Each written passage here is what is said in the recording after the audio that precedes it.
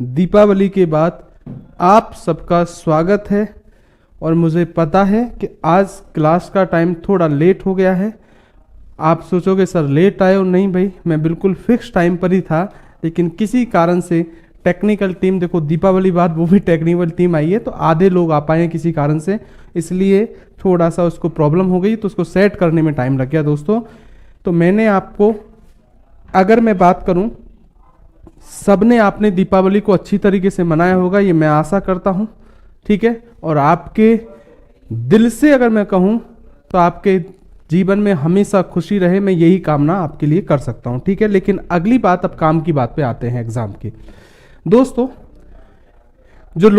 कुछ लोग ऐसे थे कि राजस्थान में कुछ जगह नेट नहीं चल रहा था, उसके कई इशू आ रहे थे, उसी कारण से आपको ध्यान हो तो मैंने बायोलॉजी पढ़ाई दीपावली से पहले। मैं दीपावली के बाद भी अगर मुझसे पूछा जाए दोस्तों, तो मैं 12 तारीख तक आपकी क्लास ले सकता था, लेकिन मैंने इसीलिए नहीं ली थी क्योंकि मुझे फिजिक्स स्टार्ट करनी थी, और फिजिक्स स्टार्ट करने के लिए उस रिकॉर्डिंग क्लास से आपको मज़ा नहीं आता, मैं आपको जोड़ नहीं पाता दोस्तों। उसका एक रीज़न था कि जब मैं आकर यहाँ क्लास लेता तब आपको ये दिक्कत आती दोस्तों कि आप कुछ लोग, मैं जब तक आपने पुराना टॉपिक पढ़ा नहीं होता तो आपको नई चीज़ समझ में नहीं आती दोस्तों। अब मुझे क्या पता कितने लोगों ने ये पढ़ा है और कितने लोगों ने, मैंने फिजिक्स चालू कर दी और नहीं पढ़ा है। उस स्थिति में कुछ लोगों को समझ में नहीं आता, फिर कहते हैं सर मैं क्या करूं। तो इसीलिए तुम पर मैंने छोड़ा ही नहीं, इसीलिए मैंने अब दीपावली के बाद आपकी फिजिक्स से स्टार्ट कर रहा हूं। बहुत तरीके से बात करेंगे फिजिक्स के बारे में। देखो सुनना मेरी बात, हम 6 से लेकर 10 तक की बुक में जितने भी टॉपिक आपके एनसीईआरटी की बुक में है, रेलवे में साफ सुथरी भाषा में ये कहा गया है, अगर मुझसे पूछा जाए सिलेबस के अंदर, कि आपकी 10 तक का सिलेबस है जो भी कुछ आता है। नाम 10 तक है दोस्तों, पर बहुत कुछ है 10 तक में, फिजिक्स और केमिस्ट्री। और फिजिक्स और केमिस्ट्री में तो मैं आपको 100% गारंटी के साथ बोल सकता हूँ, 100% गारंटी के साथ बोल सकता हूँ आपको, कोई भी चीज एग्जाम में ऐसी नहीं पूछी जाएगी जो 10th लेवल से ऊपर की हो फिजिक्स और केमिस्ट्री के अंदर। बात को समझ लो आप। बायोलॉजी थोड़ा रटने का सब्जेक्ट होता है, कभी कभी अगर मैं बात करूं एक जीके टाइप में हो जाता है, तो कभी कभी थोड़ा ऊपर नीचे पूछ भी लेता है, बहुत डीपली भी पूछ लेता है, क्योंकि दोस्तों बायोलॉजी ये साइंस के सिलेबस में बहुत सालों से जुड़ी हुई थी, तो लोग इस बायोलॉजी पे बहुत ध्यान दे रहे थे, इसलिए बहुत कुछ अंदर बाहर से कर लिया जाता है। लेकिन फिजिक्स में 10 तक इतना मैटर है, और फिजिक्स तो किसी भी एग्जाम में 10 तक आपसे ऊपर पूछता ही नहीं है, जो जनरल साइंस की एग्जाम होती है। लेकिन भाई इसमें भी बहुत कुछ पढ़ने का है, किसी को ये सोचने की जरूरत नहीं है क्या है फिजिक्स। आपको ग्रुप डी की एग्जाम पिछली बार दी होगी, साइंस आप अगर जितनी भी रेलवे की एग्जाम दी होगी आपने पिछली बार, तो आपको पता चल गया होगा, या हाल ही में जो एग्जाम आ रही है साइंस की, उनमें फिजिक्स किस स्टैंडर्ड की पूछी जाती है। आप कहोगे कोई स्टैंडर्ड बड़ा नहीं है दोस्तों, लेकिन स्टैंडर्ड ये बड़ा है कि तुम जिंदगी भर इस बात पर नहीं अटकोगे कि बल का मात्रक न्यूटन होता है, ठीक है। तुम इस बात के ऊपर नहीं उतरोगे कार्य का मात्रक जूल है। अब केवल इससे काम नहीं चलेगा, ये जूल कैसे आया ये भी पता होना चाहिए। ऑप्शन में 2 मात्रक दे सकता है, न्यूटन भी दे दे और 1 भी दे दे, कहीं आपको उपरोक्त सभी भी लगाना पड़ जाए ऑप्शन में। अब इन बातों को ढूंढना है आपको, इनका पता कैसे चलेगा कि अब आप रट के काम नहीं कर सकते। आप जितनी भी फिजिक्स पढ़ो ना मेरे दोस्त, वो समझ के पढ़ना। अब क्या करना पड़ेगा आपको, अब पढ़ना कम है, रटना कम है, अब समझना ज्यादा है।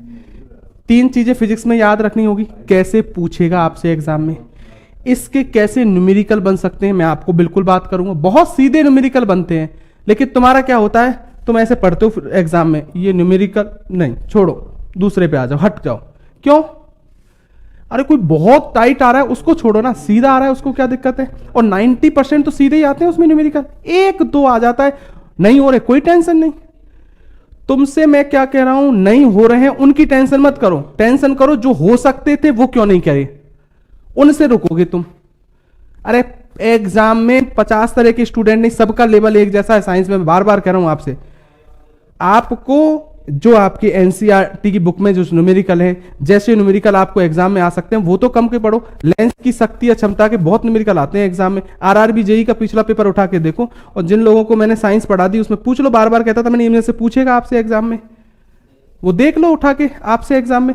लेकिन वही वाली बात है कि आप थोड़ा चीज को समझने की कोशिश करो, ठीक है। अब हम काम की बात पे आते हैं दोस्तों। सबसे पहले मैं 3 टॉपिकों के बारे में बात कर रहा हूं।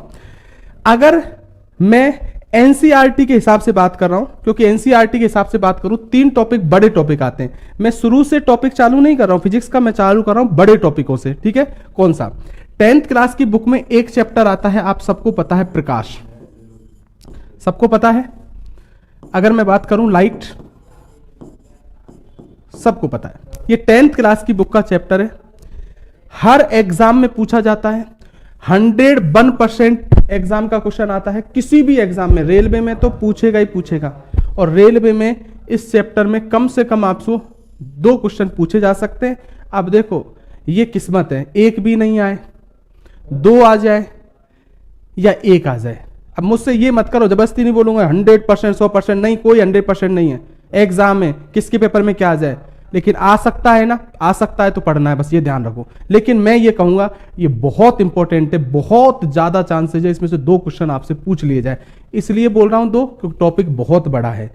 इसलिए भी 2 है क्योंकि इसी में आपका एक टॉपिक और शामिल हो जाएगा, जो मैं नेत्र के बारे में भी यहीं आपको बता दूंगा, जो बायोलॉजी का चैप्टर भी है, ठीक है दोस्त। एक इंपॉर्टेंट है, लंबी क्लास चलेगी, मैं डिटेल से आपको जैसा बुक के अंदर है उससे उसकी हर चीज पढ़ाऊंगा, ऐसे नहीं पॉइंट टू पॉइंट नहीं, हर घटना के बारे में क्या काम की बातें हैं। ज्यादा भी नहीं करना कि ऐसा कुछ आप फंडा करना है, नहीं, हमको वो चीज जो एग्जाम में पूछी जाती है उसकी बात करना। सेकंड, इसी एनसीईआरटी की बुक में एक टॉपिक आता है इलेक्ट्रिसिटी, विद्युत।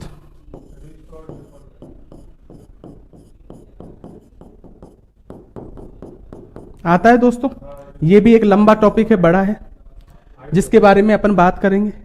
क्लियर? इसी के बाद अगर मैं बात करूं तो एक आता है टॉपिक एनसीईआरटी की बुक में, विद्युत धारा का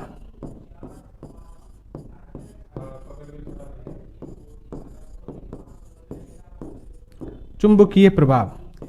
मैं भौतिक राशियां वगैरह सब बाद में पढ़ाऊंगा, मैं मेन टॉपिक लूंगा पहले, फिर मैं 9th क्लास की बुक पे आऊंगा। 3 टॉपिक हैं आपकी 10th क्लास की बुक के।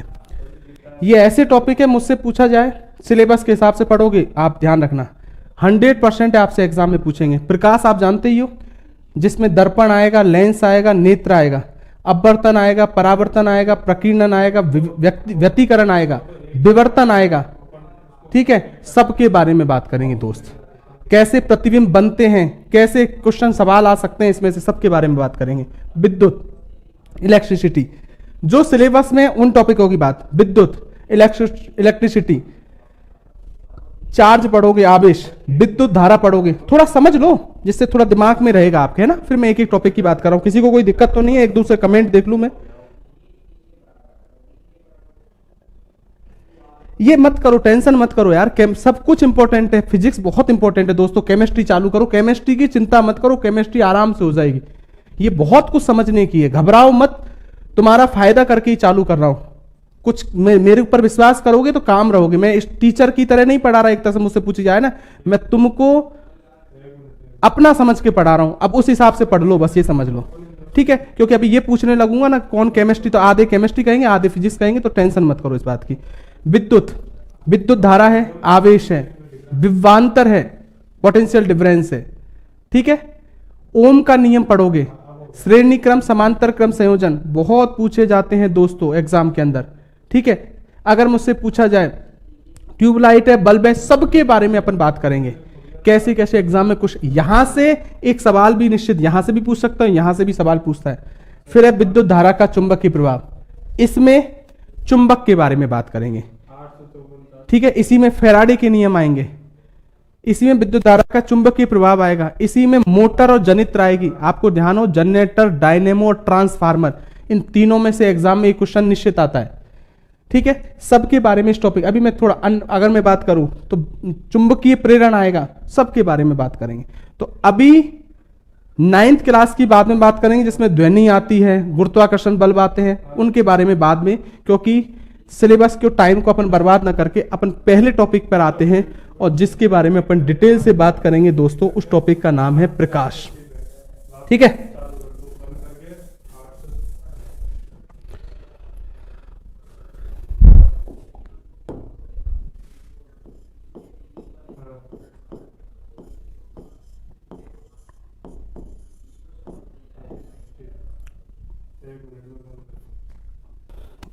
एक सेकंड दोस्तों ना।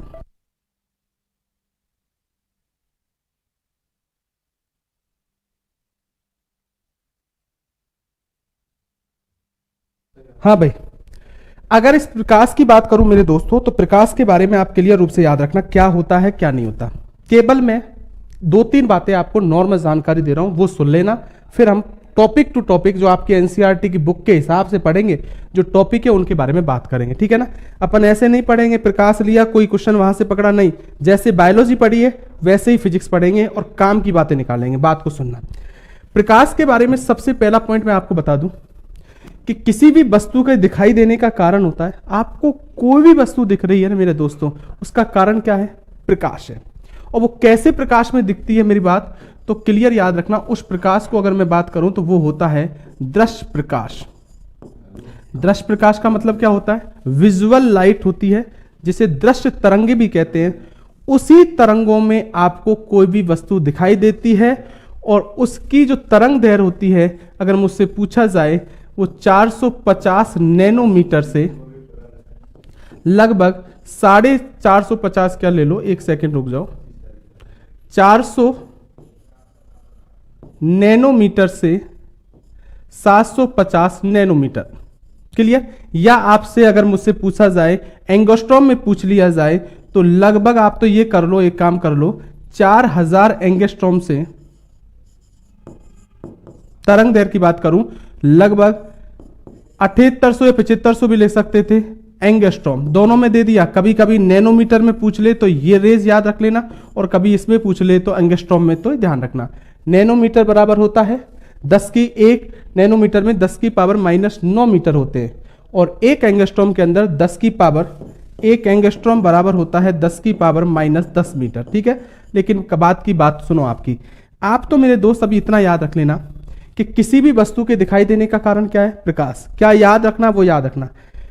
वो प्रकाश कौन सा है? दृश्य प्रकाश, जिसको दृश्य तरंगे कहते हैं। एक टॉपिक आएगा दोस्त मेरे, उस टॉपिक का नाम होगा वेव और तरंग। ये 11वीं क्लास का टॉपिक है, इसको मैं आपको पढ़ाऊंगा, ध्यान रखना। तरंग अलग से पढ़ाऊंगा, क्योंकि रेलवे में तरंगों के बारे में एग्जाम में एक क्वेश्चन पूछ लिया जाता है। इसको मैं इसी 3 टॉपिकों के साथ एक अलग से टॉपिक पढ़ाऊंगा, तरंग, जो 11वीं क्लास का है। चाहे 11वीं का ही क्यों नहीं हो, मगर एग्जाम के लिए सुपर इंपॉर्टेंट है, जो आप ध्यान रखना। मैं आपसे फिर बोल रहा हूं, जितना एग्जाम में आता है वो अपने आप पढ़ा दूंगा, आपको दिमाग लगाने की जरूरत नहीं है। अगर मैं बात करूं, कभी भी पूछा जाए कि हमें कोई वस्तु दिखाई देती है, उसकी तरंग दैर्घ्य कितनी, तो आप बोलोगे 4000 एंगस्ट्रॉम से कितनी, 78 एंगस्ट्रॉम। या ये दृश्य प्रकाश की तरंग दैर्घ्य का एक रेशो है, इसमें दिखाई देती है। या आपसे पूछे नैनोमीटर में, तो 400 से 750 नैनोमीटर। अगली बात, अगर कभी एग्जाम में पूछा जाए कि प्रकाश की प्रकृति कैसी होती है, नेचर कैसा होता है, तो क्लियर याद रखना, प्रकाश की जो प्रकृति होती है वो द्वैत होती है। द्वैत का मतलब होती है ड्वेल होती है। क्लियर? द्वैत का मतलब क्या होता है? द्वैत प्रकृति का मतलब होता है कि प्रकाश तरंग रूप में भी होता है और प्रकाश की प्रकृति कण के रूप में भी होती है। याद रखना, सबसे इंपॉर्टेंट बात, मैंने क्या बोला कि जो प्रकाश होता है उसकी द्वैत प्रकृति है। प्रकाश तरंग के रूप में भी होगा और प्रकाश कण के रूप में भी होता है। आप पूछोगे ये कैसे सर? देखो, तरंग के रूप में प्रकाश तब होता है, क्लियर रूप से याद रख लेना, जब प्रकाश का संचरण हो रहा है, जब प्रकाश आप तक पहुंच रहा है, तब वो प्रकाश किस रूप में होता है? तरंग। ये कोई स्रोत है, इससे प्रकाश उत्पन्न हो रहा है, ये प्रकाश जा रहा है, तो ये समझ लेना इस समय प्रकाश तरंग के रूप में है। लेकिन जब ये प्रकाश किसी पृष्ठ से, ये कोई लेयर है, पृष्ठ है, इससे जाकर जब प्रकाश टकराता है, और इस समय जब प्रकाश टकराने के बाद किसकी भांति गति कर रहा है, तब तरंग के रूप में। जब टकरा जाता है उस समय ये किसकी भांति कार्य करता है? तो कण की भांति कार्य करता है। किसकी? कण। क्यों? देखो सुनो, ये कोई सतह है, पृष्ठ है, इस पृष्ठ पर जैसे ये मैंने कोई ठोस सतह बना ली दोस्तों, अगर ठोस है तो इसके अंदर इलेक्ट्रॉन नहीं होंगे क्या? कहने का मतलब कणों के मध्य आकर्षण बल होगा। जब प्रकाश इससे टकराएगा तो इसके एक इलेक्ट्रॉन से टक्कर देगा, एक मान लो एक से, तो इसने टक्कर देते ही ये क्या किया? ये इलेक्ट्रॉन आगे की ओर गति करा। तब बताया कि एक कण दूसरे कण से टकराया, कोई कण जभी तो गति करेगा जब दूसरे कण उससे क्या मारेगा, टक्कर। तो सब पता चला वैज्ञानिकों की कि प्रकाश तो किसी चीज से टकराने के बाद कणीय प्रकृति भी दर्शाता है। लेकिन आप एग्जाम में आ जाओ, आपसे पूछे कि प्रकाश की प्रकृति कैसी होती है, तो आप क्या बोलोगे, द्वैत। वो तरंग के रूप में भी होता है और कण के रूप में भी होता है। एग्जाम पे आ जाओ, एग्जाम पे आ जाओ, सुन लो मेरी बात। एग्जाम की अगर मैं बात करूं तो एक बात याद रख लेना, एक घटना होगी जिसका नाम होगा परावर्तन। ठीक है, एक घटना सबके बारे में पढ़ेंगे अपन, अपवर्तन। क्लियर। एक की बात करूं, एक होगी विवर्तन। क्लियर। एक की बात करूं, एक घटना है जिसका नाम है व्यतिकरण है। एक की बात करूं तो प्रकाश का संचरण, जो अभी बताया था।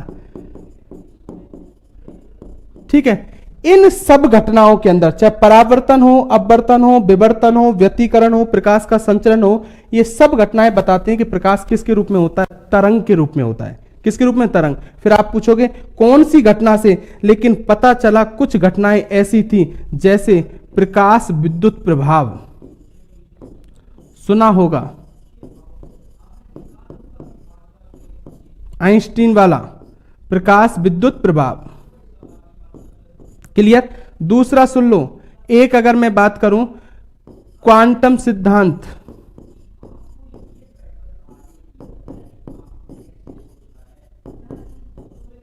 एक और बताऊं रमन प्रभाव। सेम एक जैसे ही होते, एक तरह से थोड़ा बहुत अंतर होता है, कोई मतलब नहीं कौन कैसा होता है। बात को सुनना, एग्जाम की बात पर आ जाओ। ये जो अभी मैंने बताई थी ना कि कोई सतह से टकराया कण और उसके बाद इलेक्ट्रॉन ने गति करी, ये किस में आता है ऐसा, ये प्रकाश विद्युत प्रभाव के अंदर ऐसी घटना होती है। तो क्लियर याद रखना। अब एग्जाम पे आ जाओ तुम, मैं थोड़ा सा कुछ ऐसी बातें बता रहा हूं जो जरूरी नहीं है 10th क्लास की बुक में आपको मिले, लेकिन एग्जाम में डायरेक्ट क्वेश्चन पूछ लिए जाते हैं, उतना याद रखना। मेरी बात समझ लेना, जैसे बायोलॉजी पढ़ी ऐसी उंगलियों पर फिजिक्स याद हो जाएगी जो एग्जाम में आती है। ठीक है, आप बस इतना है, थोड़ा दिमाग लगाइए दोस्तों। अब पार नहीं पड़ेगी अगर आप समझने की कोशिश नहीं करोगे। आपको क्या याद रखना है, प्रकाश की प्रकृति कैसी होती है, द्वैत। कैसी कैसी, तरंग के रूप में और कण के रूप में, दोनों प्रकृति।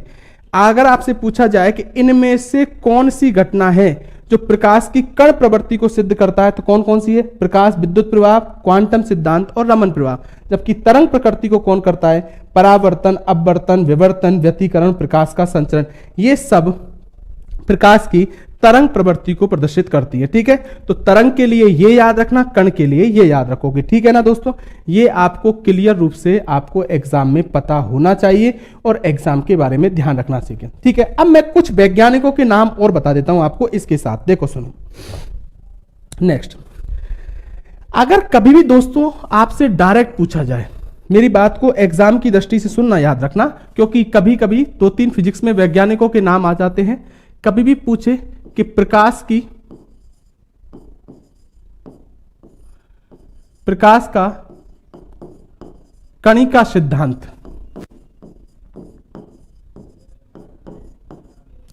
क्योंकि दोस्तों मैं आपको नेचर बता रहा था, तो नेचर बता दिया तो मैंने डायरेक्ट आपको बता दिया, क्योंकि अब तो मुझे क्लियर रूप से ये बात का पता है कि प्रकाश की प्रकृति तो कैसी होती है, द्वैत प्रकृति होती है, ड्वेल होती है। वो तो तरंग के रूप में भी था, कण के रूप में था, लेकिन शुरू में वैज्ञानिकों को पता नहीं था दोस्तों कि प्रकाश की प्रकृति द्वैत होती है।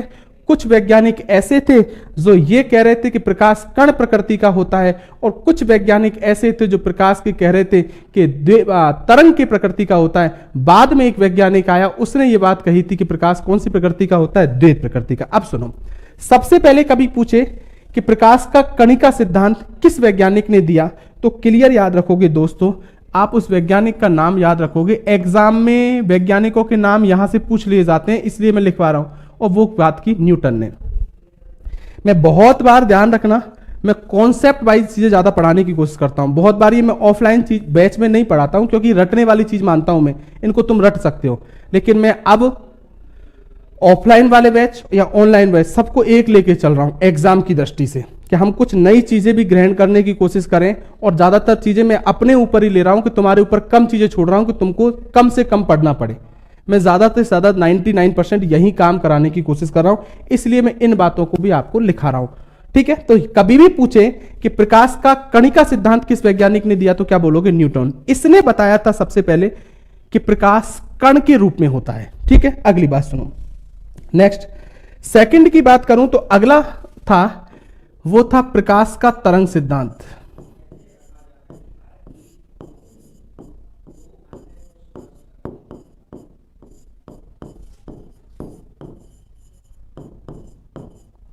तरंग या वेव थ्योरी किसने दी? तो क्लियर याद रखना, एक वैज्ञानिक था जिसका नाम क्या था, तो मैं क्लियर कर दूं, उसका नाम था हाइगेंस। हाइगेंस बोलो, हाइजेंस बोलो। इस वैज्ञानिक ने प्रकाश का तरंग सिद्धांत किया। बहुत बार किसी ने सुना भी होगा। तो कभी भी पूछा जाए कि प्रकाश तरंग प्रकृति का होता है, यह सिद्धांत किसने दिया, तो आप क्या बोलोगे? हाइगेंस। क्लियर याद रखना। अगली बात सुनो। इसके बाद अगर मैं बात करूं प्रकाश का, एक सिद्धांत आता है प्रकाश का विद्युत चुंबकीय सिद्धांत। अभी मैं केवल प्रकाश के बारे में एक नॉर्मल जानकारी बता रहा हूं, घटनाओं के बारे में डिटेल से बात करूंगा। एक तरह से बात करूं, जो एनसीईआरटी की बुक है उनमें ये बातें नहीं बताई गई। आरबीएससी में तो भी बता दिया गया है, लेकिन एनसीईआरटी, लेकिन आपको याद रखना है क्योंकि ये कुछ बातें 11वीं क्लास की बुक में दे रखी है जो हमको पढ़नी भी है। कभी भी पूछा जाए कि प्रकाश का विद्युत चुंबकीय सिद्धांत किस वैज्ञानिक ने दिया मेरे दोस्तों, तो एक वैज्ञानिक की बात करूं, उसका नाम था मैक्सवेल।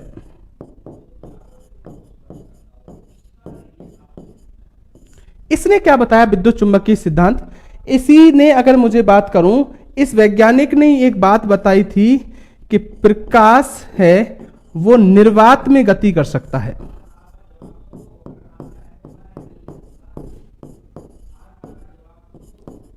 क्या कर सकता है? निर्वात में गति कर सकता है। और इसीलिए इसने ये कहा था जो प्रकाश होता है ना, वो क्लियर याद रख लेना, प्रकाश वो विद्युत चुंबकीय तरंग है।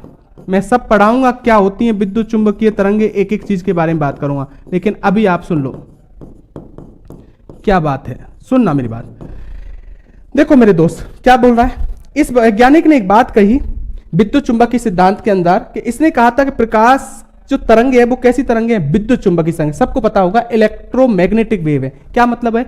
विद्युत चुंबकीय तरंगे उन तरंगों को बोलते हैं जो निर्वात में गति कर सकती है। निर्वात क्या होता है? बात को सुन लो, ये बार बार फिजिक्स में आएगा, अगली बार कभी मुझे जरूरत नहीं होनी चाहिए पढ़ाने। निर्वात को बोलते हैं वैक्यूम। वैक्यूम क्या होता है? मेरी बात को सुनो। देखो, एक होता है मीडियम, आप सबको पता होगा मीडियम या माध्यम का मतलब होता है, माध्यम होते हैं ठोस, द्रव और गैस, सबको पता है। माध्यम का मतलब अगर मुझसे पूछा जाए तो माध्यम का मतलब है जिनमें कण होते हैं। क्या होते हैं? कण। ठोस में कण पास पास होते हैं, द्रव में उससे दूर होते हैं और गैस में और दूर होते हैं। क्लियर है मेरी बात को? इनको तो बोलते हैं माध्यम। तो कभी माध्यम पूछे तो कौन कौन से होंगे? ठोस, द्रव और गैस। ओके, अगली बात सुनो। लेकिन मैंने कहा निर्वात क्या होता है? निर्वात का मतलब क्या होता है कि ये अगर मुझसे पूछा जाए कि ये कोई कमरा है, इधर देख लो, ये कमरा है। क्लियर? इस कमरे के अंदर जिसमें मैं भी खड़ा हूं, अगर मुझसे पूछा जाए इस कमरे में अभी माध्यम क्या है, बोलो मेरे दोस्त, तो आप बोलोगे वायु है। क्या वायु के कण हैं? बिल्कुल हैं, इसके बीच में कण। लेकिन किसी तरीके से इसमें से वायु को बाहर निकाल लिया जाए, अब जो बीच में खाली स्थान बच रहा है ना, इसको अपन क्या बोलेंगे? इस खाली स्थान को अब बोलेंगे निर्वात, वैक्यूम। निर्वात की परिभाषा एक तरह से मुझसे पूछा जाए कि जहां कण नहीं हो, क्या नहीं हो? कण। अगर वायु के कण निकल जाएंगे, जहां कण नहीं हो, वो स्थिति होती है निर्वात। और प्रकाश को चलने के लिए कभी भी किसी माध्यम की आवश्यकता नहीं हो सकती। प्रकाश निर्वात में भी गति कर सकता है। किसमें? निर्वात। इसलिए प्रकाश विद्युत चुंबकीय तरंगे। और इन दोनों बातों को किस वैज्ञानिक ने समझाया, तो क्या बोलोगे? मैक्सवेल ने समझाया था। और उस सिद्धांत का नाम दे दिया था प्रकाश का विद्युत चुंबकीय सिद्धांत। क्लियर? क्या याद रखना है तुमको एग्जाम में दोस्तों? भूल जाओ, आपको 3 बातें याद रखनी है। कणिका सिद्धांत न्यूटन ने, तरंग सिद्धांत हाइगेंस ने, प्रकाश का विद्युत चुंबकीय सिद्धांत मैक्सवेल ने। और प्रकाश का एक गुण भी इसी के साथ लिखा दिया मैंने कि प्रकाश कैसी तरंगे होती हैं, तो आप बोलोगे प्रकाश विद्युत चुंबकीय तरंगे होती हैं। क्लियर है मेरे दोस्त? बात को समझना। अगली बात सुनो। अगर आपसे पूछा जाए, एक सिद्धांत आता है और वो आता है प्रकाश का क्वांटम सिद्धांत। मैं अभी पॉइंट लिखवा रहा हूं, केवल घटना एक एक बाद में लूंगा। प्रकाश का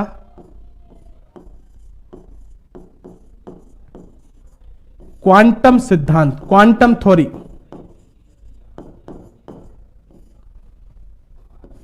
किसने दी? तो याद रखना प्लांक ने दी। क्लियर है भाई बात? तो कभी भी पूछा जाए कि प्रकाश का क्वांटम सिद्धांत किसने दिया, तो आप बोलोगे, अगर मैं उससे पूछे मैक्स प्लांक ने दिया, या सॉरी अगर पूछे तो शॉर्ट में लिख देना आपने प्लांक नामक वैज्ञानिक ने दिया। क्या मतलब है दोस्तों?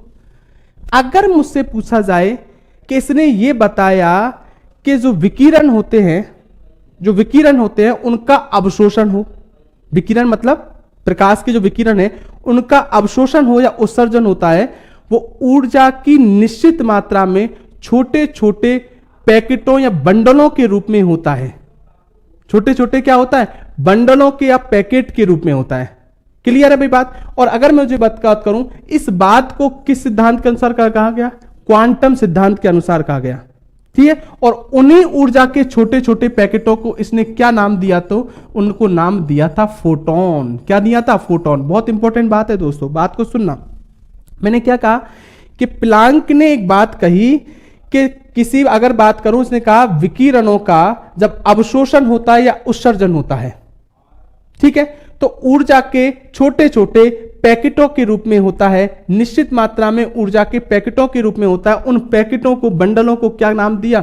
फोटोन नाम दिया। क्या नाम दिया? फोटोन। और यह सिद्धांत क्या कहलाता है? तो क्या कहलाता है? क्वांटम सिद्धांत कहता है। शॉर्ट में याद रख लेना आप तो, कि जो प्रकाश है उनका उत्सर्जन कहे या अवशोषण होता है, वो ऊर्जा की निश्चित मात्रा में फोटोन, अगर मैं बात करूं बंडलों या फोटोन के रूप में होता है। उस सिद्धांत को कौन सा सिद्धांत कहते हैं? क्वांटम सिद्धांत। और इसी ने कहा था कि ये जो फोटोन है ना, ये ऊर्जा के एक तरह से पैकेट का मतलब इनमें ऊर्जा समाहित है।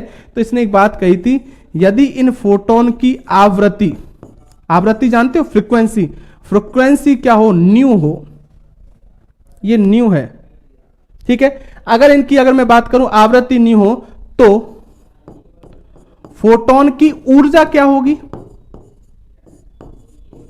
इन फोटोन की ऊर्जा निकालनी हो तो इसका फॉर्मूला आता है ऊर्जा निकालने का कि E बराबर होता है एच न्यू। कभी सुना हो? ये रेलवे में आ चुका है, इसलिए मैंने आज टॉपिक को थोड़ा शुरू से स्टार्ट किया है। ये कभी कभी एग्जाम में इन बातों को पूछ लिया जाता है। एक क्वेश्चन पूछता है कि फोटोन की ऊर्जा निकालने का फॉर्मूला क्या होता है? ये होता है E बराबर एच न्यू। और यहां पर क्लियर कर दूं, H क्या है? तो H होता है प्लांक नियतांक। कोई टेंशन मत करना, यहां से कोई आपसे अभी न्यूमेरिकल पूछने वाला नहीं है। मैं क्लियर बता दूंगा यहां से क्या याद रखना है। ये अभी एक तरह से मुझसे पूछा जाए तो आपको याद ही रखनी है कुछ बातें। कोई एग्जाम में पूछ लिया जाए, मैं देख लूं आपके कुछ, किसी को कोई दिक्कत तो नहीं हो रही? एक सेकंड रुक जाओ। कमेंट नहीं चालू है दोस्तों, मैं आपके कमेंट थोड़ा सा मैं आज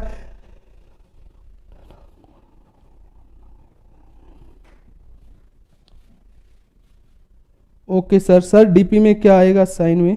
सर आपका हिसाब से ठीक है। हाँ दोस्तों मैं देख रहा हूं मैक्स प्लांक। हाँ ऋषिकेश में अगर बात करूं, ऋषिकेश मीना लिखा मैक्स प्लांक, तो आपको ये पता चल गया होगा, कमेंट चल रहे हैं, मैंने पढ़ दिया। ठीक है, हाँ सुनो, पूरा नाम मैक्स प्लांक है, मैंने पहले ही कह दिया था आपसे। ठीक है, मेरी बात को सुनना दोस्तों, मैं क्या बोल रहा हूं आपसे। एक ये वैलिडिटी वाली बात बार बार कह रहे हैं, वैलिडिटी क्या है? तो वैलिडिटी मैं आपको बताता हूं, सुनो मेरी बात। आपको ध्यान हो तो हमने जब बैच स्टार्ट किया था तो मैंने कहा कि 80 डेज का बैच है ये, बोला था आपसे, ठीक है। लेकिन आपको ध्यान हो 80 डेज तो आपको पता हो ही जाएंगे। 80 नहीं, आपको कम से कम मुझसे पूछे 100 से ऊपर ही चलेंगे, ये तो मैं कंफर्म कह दूं। ये पहली बार सुनोगे आपकी कोई 80 दिन की कह रहा है और 100 से ऊपर चल जाएगा। 80 डेज का मतलब 80 डेज का मतलब होता है 80 घंटे की क्लास है आपकी, ठीक है। वो तो 2 घंटे तो मैंने ली है, मैंने चला के, तो उस हिसाब से अगर मैं बात करूं तो तुम्हारा तो मुझसे पूछ जाए तो अगर मुझसे रहे तो कम से कम 50 से 60 क्लास तो हो चुकी होंगी अब तक। लेकिन आपने पहली बार सुना होगा कोई ज्यादा क्लास लेगा, मैं आपकी ज्यादा भी इसलिए ले रहा हूं। कोर्स देखो, अगर कोर्स ही कराना होता तो मैं कब का करा देता आपका, ठीक है। कुछ लोग सोच रहे हैं एनटीपीसी के एग्जाम आ जाए। देखो मैं तुमसे खूब कह चुका हूं, मुझसे क्या है, थोड़ा सा एक बात समझो, मैं हमेशा एक बात को बार बार रिपीट करने की कम कोशिश करता हूं, ध्यान रख लो। मैंने आपसे दोस्तों पहले ही कह दिया है, जिस दिन तुम्हारी एग्जाम की डेट आ जाएगी मैं अपने आप शाम को भी क्लास लेने चालू कर दूंगा, ठीक है।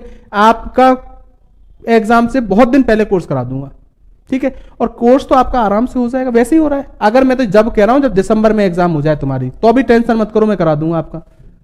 ठीक है, तो कोई टेंशन करने वाली बात नहीं, आप आराम से पढ़िए, समझने की कोशिश कीजिए। मैं इस हिसाब से बात कर, अब दिल्ली पुलिस के एग्जाम में देखो दोस्तों, सब चीजें मैं एकदम में एग्जाम में, अगर मैं दिल्ली पुलिस के हिसाब से सब कुछ मैच कर गया तो ऐसे चक्कर पड़ेगा।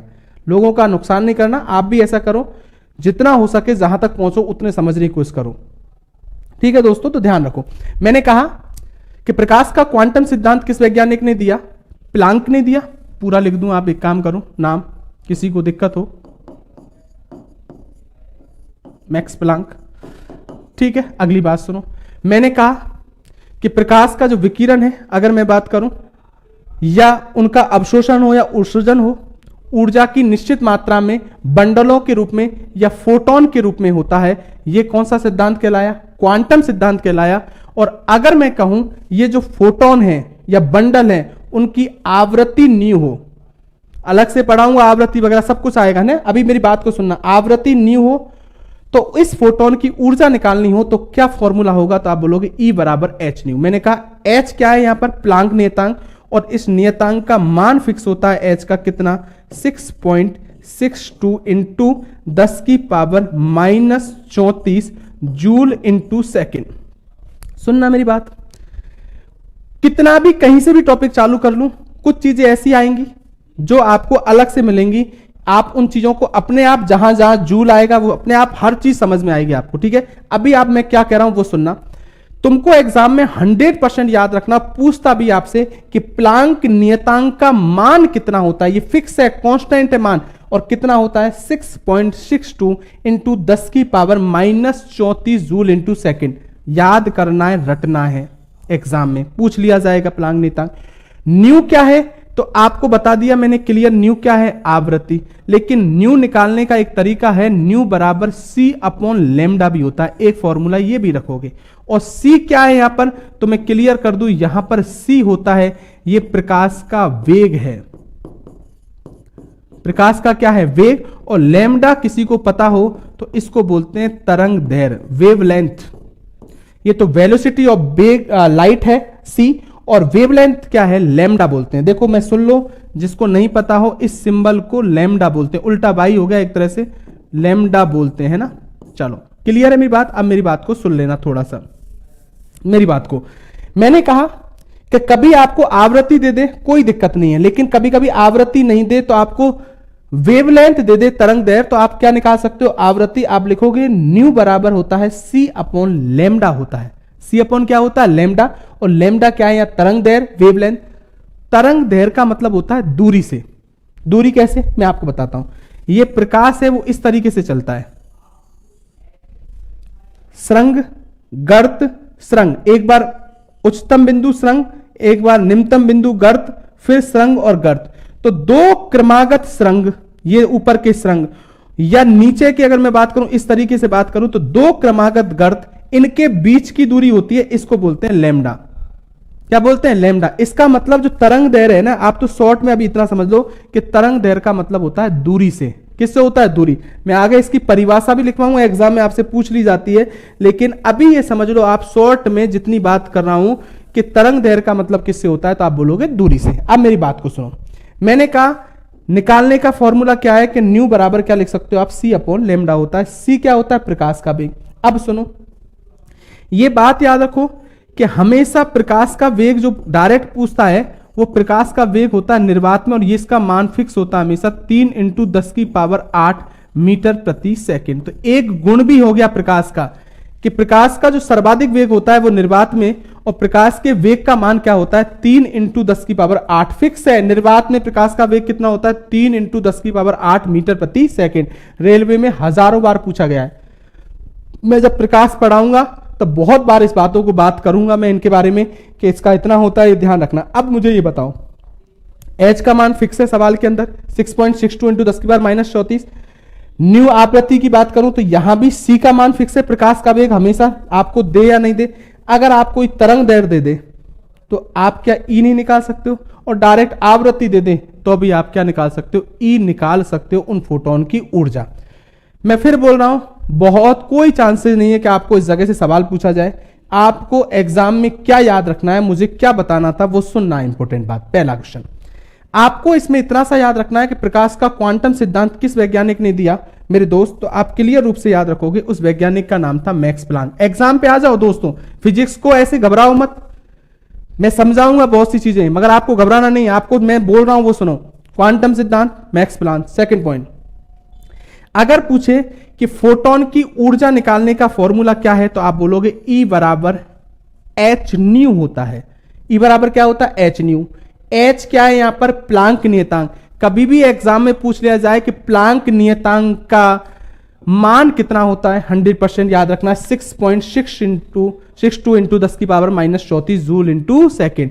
पीछे की बातों पर ध्यान दिया करो, एग्जाम में कभी कभी चेंज कर देगा, मात्रा इधर उधर कर देगा, तो ध्यान रखना जूल इंटू सेकेंड होता है। ठीक है, अगली बात, मैं ये टिक करवा रहा हूं, मैं एग्जाम में बताऊंगा तुमको, जिस तरीके से मैं कहता हूं उस तरीके से क्वेश्चन आएंगे कि नहीं आएंगे, ध्यान रखना। ऐसा हो जाएगा ऑप्शन में 2 मिल जाएंगे, -34 6.62 हो गया, दिमाग खराब। अब क्या करें, ध्यान रख लेना जूल इंटू सेकेंड, तो इसका मतलब इस पर भी हमको गौर देना है। अगली बात सुनो, निर्वात में,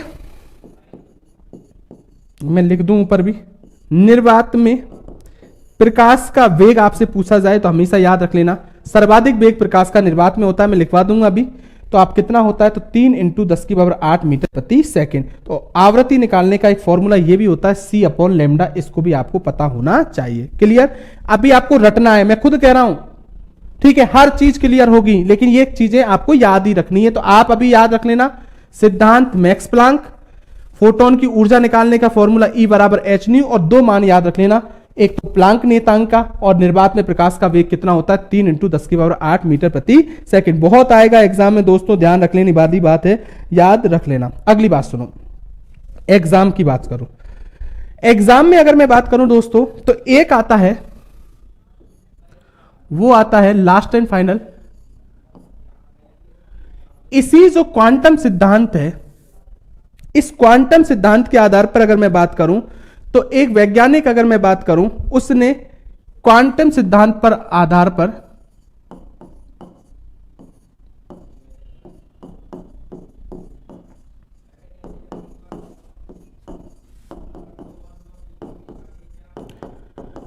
पर अगर मुझसे पूछा जाए तो 1905 के अंदर एक वैज्ञानिक था जिसका नाम सबने सुना होगा, आइंस्टीन। अरे क्या नाम था, आइंस्टाइन या आइंस्टीन ने प्रकाश विद्युत प्रभाव की व्याख्या की। किसकी व्याख्या की, प्रकाश विद्युत प्रभाव की। ये एग्जाम के क्वेश्चन है रेलवे के, जो आप बहुत बार बुक में डायरेक्ट पढ़ते हो, प्रकाश विद्युत प्रभाव की। तो मैं इन बातों को क्लियर कर रहा हूं आपसे, प्रकाश विद्युत प्रभाव की क्या की, व्याख्या की।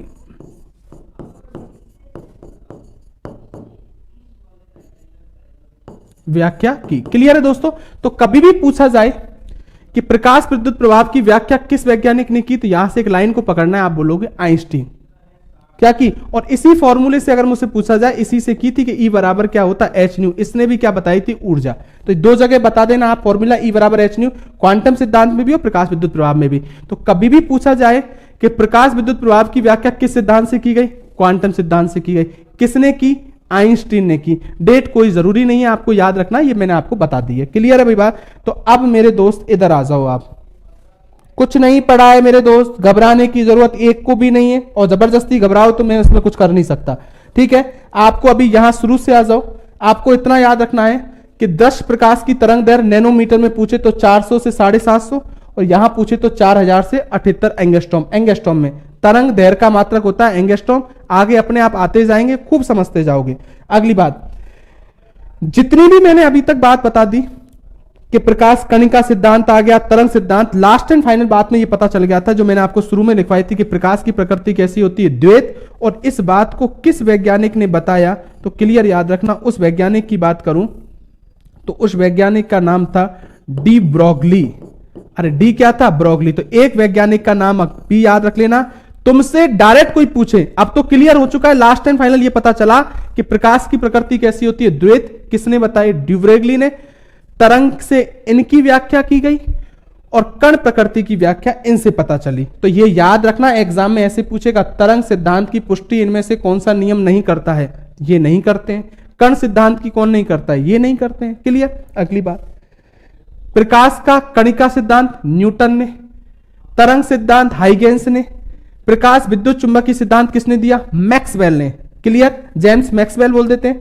अगर आपसे पूछा जाए कि प्रकाश का सर्वाधिक वेग किसमें होता है? निर्वात में। अभी मैं लिखवा दूंगा। और प्रकाश कैसी तरंग है? विद्युत चुंबकीय तरंग है। ठीक है, अगली बात, प्रकाश क्वांटम सिद्धांत मैक्स प्लांक ने दिया। फोटोन की ऊर्जा निकालने का फॉर्मूला याद रखना, E बराबर h नहीं होता है। h का मान याद रखोगे आप, और आप प्रकाश के वेग का मान 3 × 10⁸ मीटर प्रति सेकंड। क्लियर? ये रटने हैं, ये समझ लो आप तो एक बार। अगला, प्रकाश विद्युत प्रभाव की व्याख्या किस वैज्ञानिक ने की? तो याद रखोगे आइंस्टीन ने। और किस सिद्धांत से की? क्वांटम सिद्धांत से। और इसने भी उन फोटोन के बारे में बताया था। तो वो ऊर्जा क्या होगी? तो E बराबर क्या होगी? h new. इसी फॉर्मूले को इसने काम लिया था। क्लियर है मेरी बात? अगली बात, यही मैं एक बात बता दूं, प्रकाश के गुण चल रहे हैं, तो अगर कभी भी तुमसे पूछा जाए कि प्रकाश का सर्वाधिक वेग, अभी मैं प्रकाश की प्रॉपर्टी बता रहा हूं, केवल प्रकाश का सर्वाधिक वेग किसमें होता है? तो प्रकाश का सर्वाधिक वेग हमेशा याद रखना निर्वात में होता है, वैक्यूम। क्लियर? ये बात याद रखोगे, एग्जाम में आपसे बहुत पूछता है कितना होता है। तो मैंने आपको पहले ही बता दिया, अभी थोड़ी देर पहले, 3 × 10⁸ मीटर प्रति सेकंड। चलो ये लाइन भी क्लियर है। तो क्रम क्या होगा ये ध्यान रख लो। तो इसका मतलब प्रकाश के वेग का क्रम पूछ ले, वेग का क्रम, तो याद रख लेना वेग का, ये लिख दूं क्लियर कर दे, घटता क्रम लिख दूं। घटता क्रम क्या होगा? तो क्लियर याद रखना, सर्वाधिक अभी मैंने किस में बताया है? निर्वात में। उससे कम किस में होगा? गैस के अंदर। उससे कम किस में होगा? द्रव के अंदर। और सबसे कम किस में होगा? तो ठोस के अंदर होता है। क्लियर याद रख लेना, 3 बातें मैंने बोला कि प्रकाश का सर्वाधिक वेग कभी भी एग्जाम में पूछा जाए, बार बार आएंगी ये चीजें, रिपीट होंगी, तो आप क्या बोलोगे? निर्वात में। ठीक है, कितना होता है? 3 × 10⁸ मीटर प्रति सेकंड। फर्स्ट ग्रेड के एग्जाम में फर्स्ट पेपर में पूछा गया क्वेश्चन था ये। प्रकाश का वेग का घटता क्रम, तो सर्वाधिक आपको पता है निर्वात में, उससे कम गैस में, उससे कम द्रव में, उससे कम ठोस में, सॉलिड के अंदर। ठीक है, तो ये आपको प्रकाश के बारे में थोड़ी बहुत इतनी जानकारी होनी चाहिए। और जितनी भी जानकारी है आप जैसे जैसे टॉपिक पढ़ोगे वैसे आपको पता चलती जाएगी। तो मेरे दोस्त, ये मैंने अब तक प्रकाश की एक नॉर्मल जानकारी, जो कभी कभी एग्जामों में ऐसा होता है जो आपसे डायरेक्ट पूछ लिया जाता है, मैंने बता दिया है। अब मैं आपके बुक के हिसाब से चलता हूं, और बुक के हिसाब से पहला टॉपिक आता है घटना। और उस घटना में मैं क्लियर रूप से आपको बहुत अच्छी तरीके से समझाने की कोशिश करता हूं, और उसका नाम है प्रकाश का परावर्तन।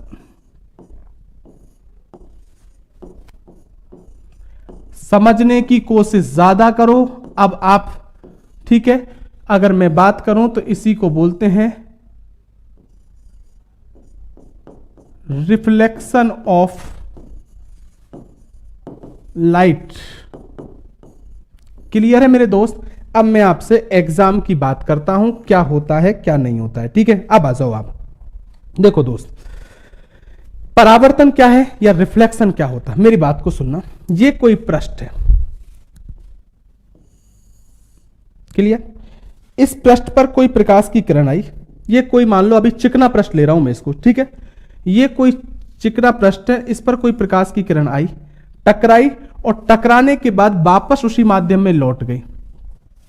जिस माध्यम से प्रकाश की किरण आई थी उसी माध्यम में अगर मुझसे पूछा जाए वापस लौट गई, तो इस घटना को प्रकाश का क्या कहते हैं? परावर्तन कहते हैं। मेरी बात को सुनना, जब कोई प्रकाश की किरण किसी चिकने पृष्ठ से, ये मान लो दर्पण है, लो मैंने बता दिया, एक साइड पॉलिश कर दी दर्पण के। जब कोई प्रकाश की किरण किसी चिकने पृष्ठ से टकराकर, क्या कहोगे आप? क्या सर खुरदरा पृष्ठ नहीं हो सकता? बिल्कुल हो सकता है, मैं बाद में बात करूंगा। मेरी बात को सुनना एग्जाम की दृष्टि से। जब कोई प्रकाश की किरण किसी चिकने पृष्ठ से टकराकर वापस उसी माध्यम में लौट आती है, अरे ऊपर वाला माध्यम था, चाहे वो गैस का माध्यम था, आई इसी से टकराकर वापस उसी में चली गई। तो जब कोई प्रकाश की किरण किसी चिकने पृष्ठ से टकराकर वापस उसी माध्यम में लौट जाती है, तो इस घटना को प्रकाश का क्या कहते हैं? परावर्तन कहते हैं। मेरी बात को सुनना, कोई नहीं पूछने वाला एग्जाम में आपसे क्या परिभाषा होती है, क्या पूछेगा, मैं आपसे बात करूंगा, मैं क्लियर कर दूंगा जहां जहां से सवाल पूछेगा। क्या एलडीसी में आए हैं, कहां कौन कौन सी एग्जाम में आएंगे। पहला क्वेश्चन, परिभाषा कोई रटनी है नहीं, आप तो ऐसे याद रखो कि प्रकाश का आना, किसी पृष्ठ से टकराना और वापस लौट जाना क्या कहलाता है, प्रकाश का परावर्तन। कोई रटने वाली चीज नहीं है फिजिक्स, ये समझने वाली है कि प्रकाश का आना, इस ये मान लो आप तो ये दर्पण है, प्रकाश आया इससे टकराकर वापस लौट गया, तो समझ लो ये प्रकाश का क्या कहलाता है।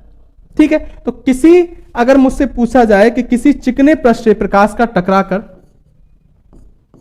चिकने पृष्ठ से टकराकर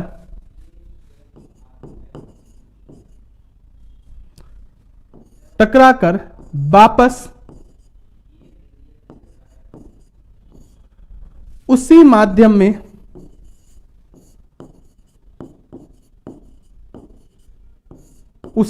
में लौट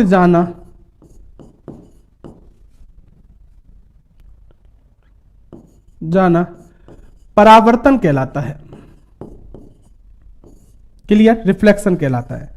ठीक है मेरे दोस्त, तो आपको इस बात के रूप में क्लियर रूप से पता होना चाहिए। अब एग्जाम की बात सुनो। एग्जाम की बात करूं तो मेन काम की बात यह आती है, देखो सुनो, मैंने कहा किसी चिकने पृष्ठ से टकराकर वापस उसी माध्यम में लौट जाना प्रकाश का क्या कहलाता है, परावर्तन। अब एग्जाम की बात आ जाओ, काम की बात पे। अगर मैं बात करूं तो देखो, ये मैंने एक लाइन खींची है, आप सबको दिख रहा है, ये एक अविलंब होता है। ठीक है, अविलंब की बात करूं जिसको नॉर्मल बोलते हैं, कहने का मतलब जो तल पर लंबवत हो, इस तल से 90 डिग्री का एंगल नहीं बना रहा है, इसको बोलते हैं अविलंब। तो देखो सुनो, जो किरण टकराने के लिए आ रही है वो क्लियर याद रखना, उस किरण को बोलते हैं हम आपतित किरण, इंसिडेंट रेज।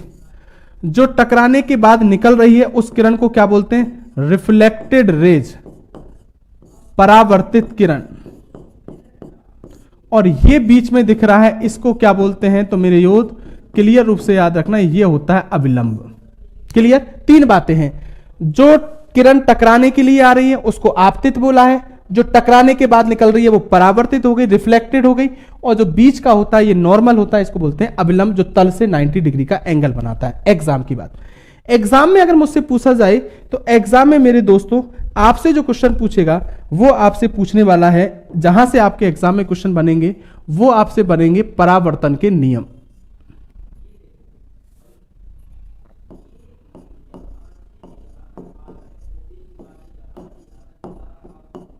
अब सुन लो क्या है पहला नियम।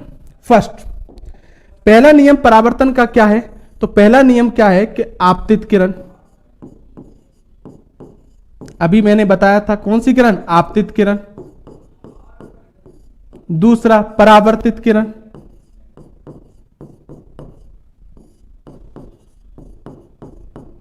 परावर्तित किरण। और तीसरा अगर मुझसे पूछा जाए अविलंब,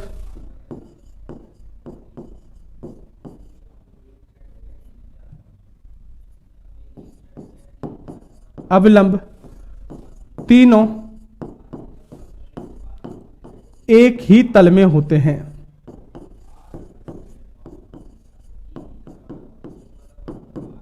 ये तुम्हारी वजह से मुझे पूरी लाइनें लिखनी पड़ रही है नोट्स की वजह से। ठीक है, मेरी बात को सुनो, इधर आ जाओ आप। तो ये आपतित किरण है, ये अब एक भी चीज आपको रटनी नहीं है, हर लाइन को समझाऊंगा, क्लियर सुनना।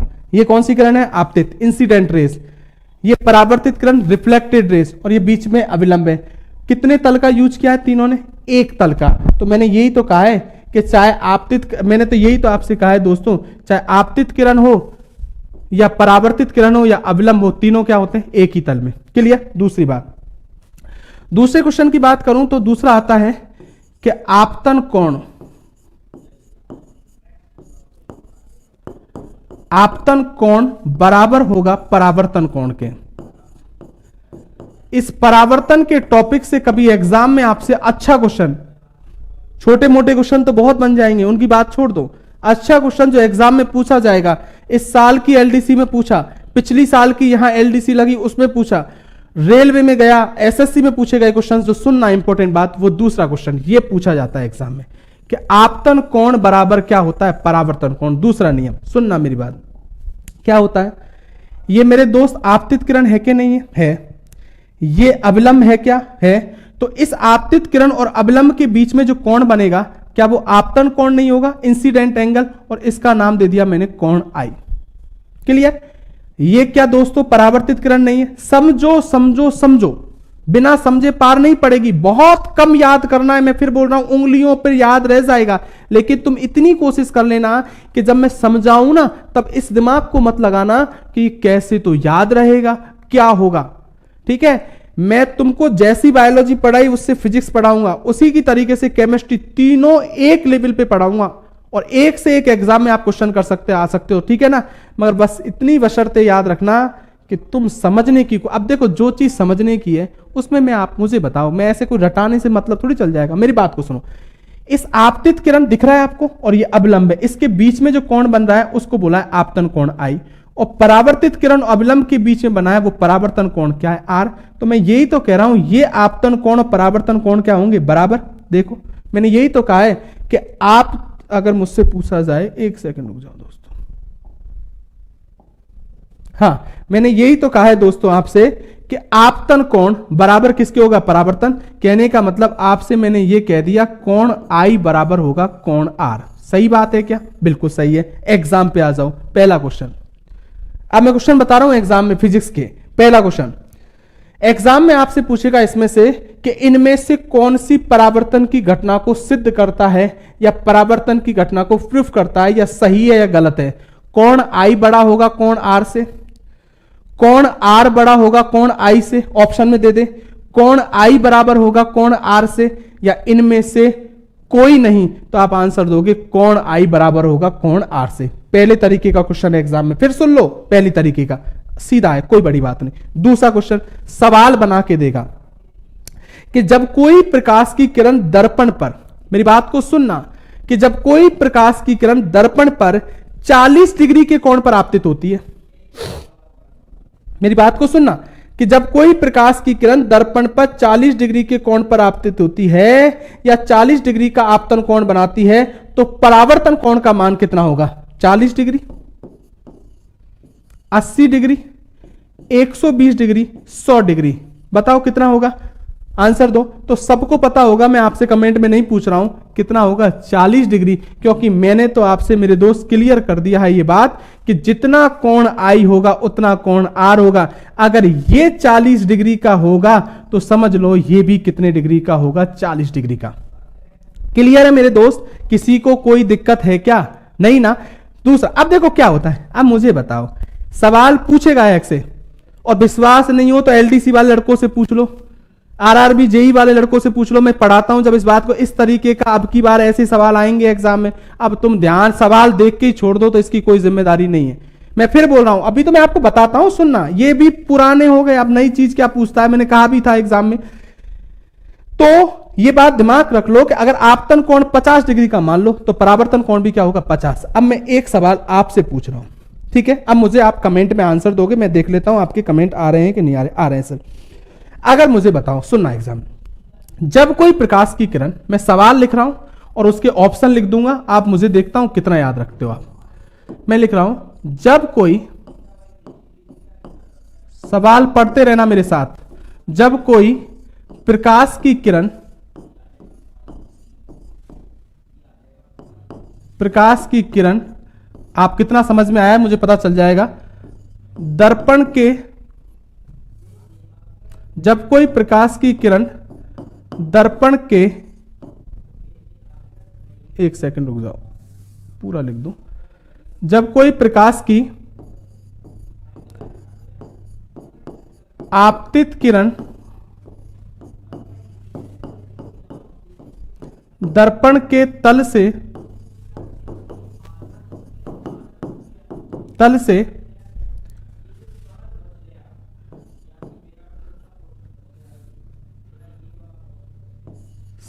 60 डिग्री का कोण बनाती है,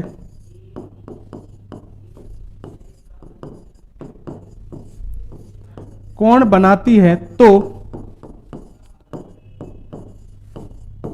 परावर्तन कोण, पूरा लिख रहा हूं मैं आपको, ज्ञात करो। ठीक है, ऑप्शन दे रहा हूं। पहला, फर्स्ट 60 डिग्री, सेकंड पढ़ लूँ एक बार।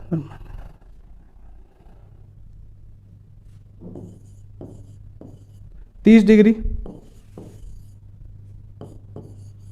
40 डिग्री और चौथा होगा 50 डिग्री। आंसर दो, जल्दी दो, कमेंट करो जल्दी मुझे, जल्दी बिल्कुल। 60 डिग्री, 60 डिग्री, कुछ 30 डिग्री पे आ गए, कुछ 60 डिग्री, 60 डिग्री, जल्दी से। हाँ 30 डिग्री, हाँ 60 30 60 30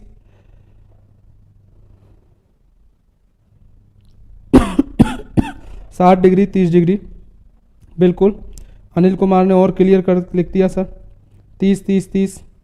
हाँ ठीक है दोस्तों, इससे मुझे क्लियर रूप से पता चल गया कि 50-50 का रेशो है आपका, 60 भी है 30 भी है, तो ये ध्यान रख लो। इसमें भी मुझे ये पता है, कुछ लोगों को मैं ऑफलाइन में पढ़ा भी चुका हूं, तो कुछ लोगों को ये पता भी होगा कि सर जो क्वेश्चन बताते हैं, और मैं तो ये हमेशा कहता हूं, एक बार मेरे से जो पढ़ लिया ना, वो मेरी चीज को दोबारा कभी भूल नहीं सकता। ये 100 ऑफलाइन में पढ़ लिया तो वो वैसे भी नहीं भूल सकता कि मैं 10 बार बात करता हूं एक बार स्टूडेंट से, और मैं एक एक स्टूडेंट पे ध्यान रखता हूं क्लास में इसको समझ में आ रहा है या नहीं आ रहा है। अब मेरी बात को सुनना, हुआ क्या दोस्तों, टॉपिक बहुत से लोग हैं इन्होंने गलती की। अब ये देखो, एग्जाम में कोई टीचर आपके साथ एग्जाम में आपके साथ नहीं जाएगा, ये क्लियर याद रख लो। आपको एग्जाम खुद को देनी है। बहुत सी चीजें आपको क्लास में बता दी जाएंगी, मगर ऐसा नहीं है कि हूबहू लाइन आपको एग्जाम में मिल जाए। तुम चाहो कि जैसे नोट्स रखें वैसे ही एग्जाम में क्वेश्चन आ जाए, तो वो दुनिया करती है। उन चीजों से आपका एग्जाम में सिलेक्शन नहीं होता।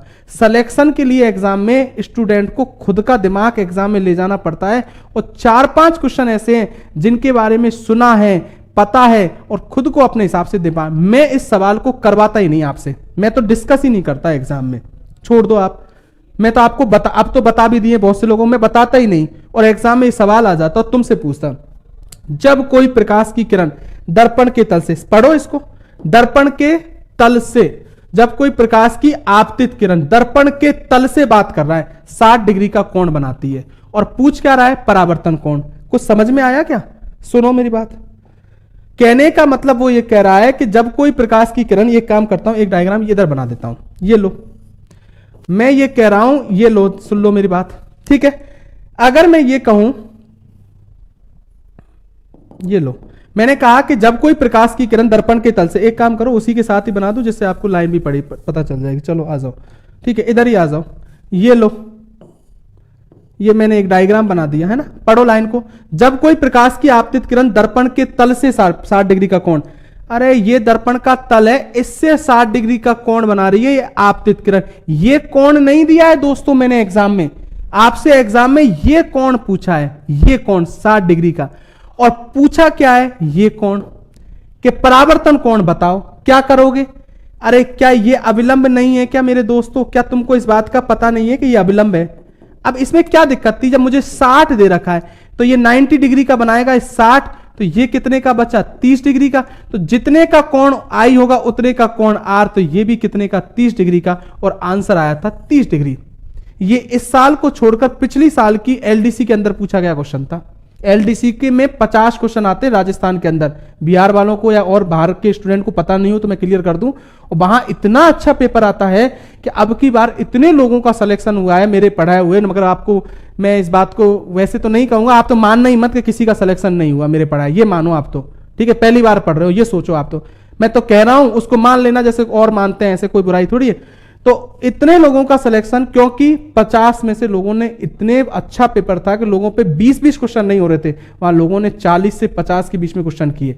वही क्वेश्चन आए जो एग्जाम में स्टैंडर्ड के क्वेश्चन आए, और छोटे मोटे सब खत्म स्टूडेंट, बस फर्क। अब ये बताओ क्या दिक्कत थी? अगर समझ में आया तो आप आराम से, दिक्कत नहीं है आपको बिल्कुल क्लियर रूप से इसका पता होना चाहिए। तो आपका आंसर क्या आएगा, 30 डिग्री। क्लियर है बात? एग्जाम में ये सवाल लिख देता हूं मैं आपको, जिससे आपको नोट्सों में भी ध्यान रहेगा, कोई आपको ध्यान रखने वाली बात है। मैं अब इधर आ जाओ आप, मेरा तो दूसरा नियम ये था कि आपतन कोण का मान परावर्तन कोण के बराबर होता है। किसी को दिक्कत है, कोण आई बराबर कोण आर। तीसरा क्वेश्चन, ये एसएससी और रेलवे में बहुत पूछा गया है, ध्यान रखना, आप उठा के देख लेना नोट्सों को, अगर बहुत सी बुकों को, या उसमें पता चल जाएगा कि परावर्तन की घटना में अगर मुझसे पूछा जाए, आवृत्ति, आवृत्ति को बोलते हैं फ्रीक्वेंसी, तरंग दैर्घ्य, जो प्रकाश है उसकी आवृत्ति, तरंग दैर्घ्य मतलब वेवलेंथ, वेग वेलोसिटी, वेग में कोई परिवर्तन नहीं होता। तुम्हारे लिए पूरी लाइन लिख रहा हूं दोस्तों, अब तुम अभी भी नहीं समझो ना तो फिर मैं भाई कुछ नहीं कर सकता, ये ध्यान रखना। मैंने कहा कि परावर्तन की घटना में आवृत्ति, तरंग दैर्घ्य और वेग, इनमें कोई परिवर्तन नहीं होता। क्या मतलब है, एक एक आ जाओ। हां इधर आ जाओ। मैंने कहा एक तो आवृत्ति, आवृत्ति का मतलब होता है कि जो तल है ना प्रकाश, ये तल, इससे टकराने वाली किरणों की संख्या को बोलते हैं आवृत्ति। परिभाषा लिखवाऊंगा आगे। संख्या को क्या बोलते हैं, आवृत्ति। अगर 10 किरणें टकराई तो टकराने के बाद निकलेंगी भी कितनी, 10। कोई परिवर्तन हुआ नहीं। सेकंड वेग मान लो पहले, वेग में कोई परिवर्तन होगा नहीं। अगर प्रकाश की तरंग जो आपतित किरण है ये 50 मीटर प्रति सेकंड के वेग से टकराएगी तो टकराने के बाद ये परावर्तित जो किरण है ये भी कितने वेग से निकलेगी, 50 मीटर प्रति सेकंड के। क्लियर है। और ये बात याद रखना कि जब वेग में परिवर्तन नहीं हुआ तो तरंग दैर्घ्य में भी परिवर्तन नहीं, क्योंकि एक फॉर्मूला आएगा मैं आगे लिखवाऊंगा कि v बराबर होता है n लैम्डा, या n ये भी आवृत्ति को दर्शाता है। n ले लो या म्यू ले लो, बात एक ही रहेगी। m ले लो, n ले लो या म्यू ले लो, कोई दिक्कत नहीं। ऐसा भी सिंबल बना सकते थे आप, जो मैंने पहले बनाया था। ठीक है, अब मेरी बात सुनो। मैंने कहा v बराबर n लैम्डा। अगर इस फॉर्मूले से बात करूं v बराबर n लैम्डा से, तो एक बात याद रखना, यहां मैं इसको कांस्टेंट मान रहा हूं तो v समानुपाती लैम्डा भी लिख सकता हूं। क्लियर। इसका मतलब अगर वेग बढ़ेगा तो तरंग दैर्घ्य भी बढ़ेगा, और वेग घटेगा तो तरंग दैर्घ्य भी क्या होगा, घटेगा। क्लियर। तो अगर वेग में परिवर्तन नहीं हो रहा तो तरंग दैर्घ्य में भी कोई परिवर्तन नहीं होगा। लेकिन अब मेरी एक बात को आप गौर करके सुन लो। ठीक है, इसके बाद तुम कभी भी कोई गलती नहीं करोगे फिजिक्स के अंदर, बात को सुनना। जैसे मैं ये लिख दूं कि A समानुपाती B के होता है। ठीक है, सुन लो मेरी बात। आगे चल के मैं कभी भी आपसे ऐसी बात करूं कि A समानुपाती B, तो इसका मतलब आप क्लियर सुनना। समानुपाती का मतलब तुम तो समझ लो कि जब कोई चीज ऐसे हो ना A बराबर B, तो इस समय ये किस में है, समानुपाती के अंदर है। A आमने सामने है। अगर ये बढ़ेगा तो ये भी बढ़ेगी, और ये घटेगा तो ये भी घटेगी। क्लियर। लेकिन यही बात होती A, यही सिंबल होता और 1/b होती। अभी ये समानुपाती या प्रोपोर्शनल टू है, और ऐसी स्थिति में 1/v हो जाए तो इसको बोलते हैं एंटी प्रोपोर्शनलिटी या व्युत्क्रमानुपाती। इस स्थिति में क्या होगा कि ये बढ़ेगा तो ये घटेगा।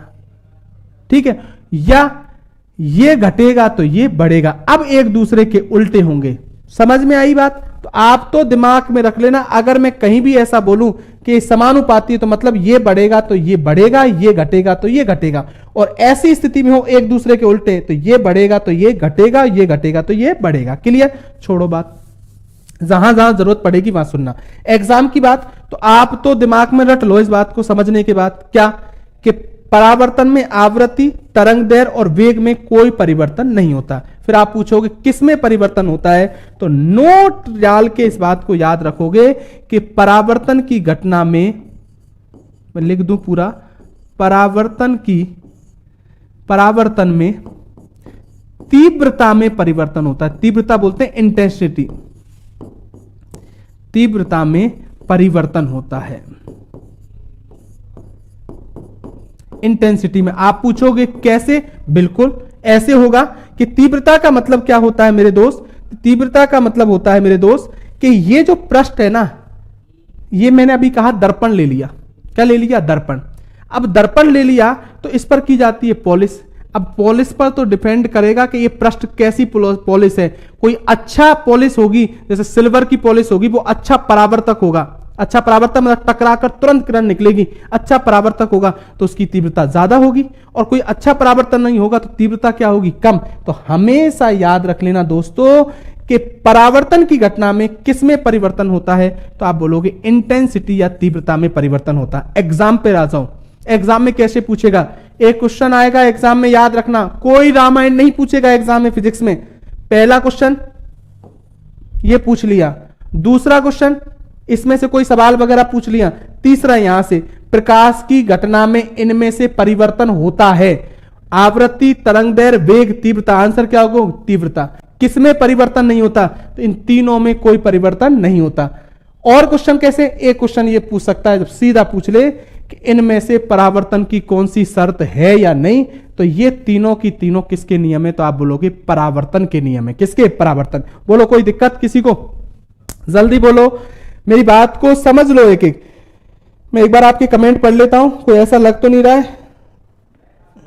हाँ,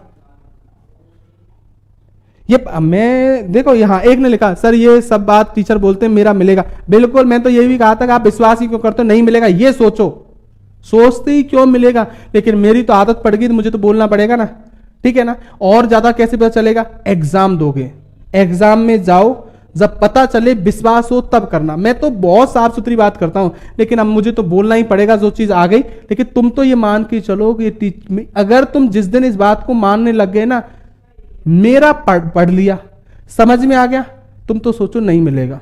अब क्या करना है? और पढ़ो। बैठना तो है ही नहीं, विश्वास क्यों करते हो? ये तो है, कोई टीचर आएगा वो अपनी बुराई करेगा, तुम क्या चाहते हो? मैं क्या कहूं तुमसे कि भाई साहब बिल्कुल मुझसे पढ़ो ही मत, क्या मतलब है, क्या मिलने वाला, कुछ मिलने वाला, ऐसा कहूंगा कि नहीं कहूंगा? ये तो हो ही नहीं सकता। तुम्हारा क्या काम है? मैं कितना भी कहूं, मेरी बात को देखो, तुमको टीचर का सम्मान करना है बस। और सम्मान टीचर का नहीं, आपसे जो भी बड़ा है जीवन में उस सबका सम्मान करना सीखो।